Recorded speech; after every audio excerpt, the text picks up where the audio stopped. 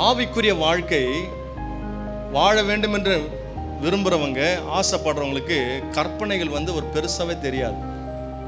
10 கற்பனைகள். இன்னும் சொல்ல போனா ஸ்பிரிச்சுவல் லைஃப் தாங்க ரொம்ப ஈஸியான லைஃப்.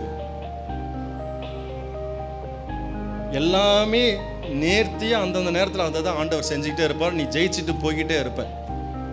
யாருக்கு தெரியுமா இந்த உலகம் கஷ்டமா இருக்கும், போராட வேண்டியதா இருக்கும். ஆவிக்குரிய மனுஷன் பலவீனமா இருக்கிறாங்க பத்தியா, அவங்களுக்கு தான் இந்த உலகம் பெரிய சவாலா மாறிடும்.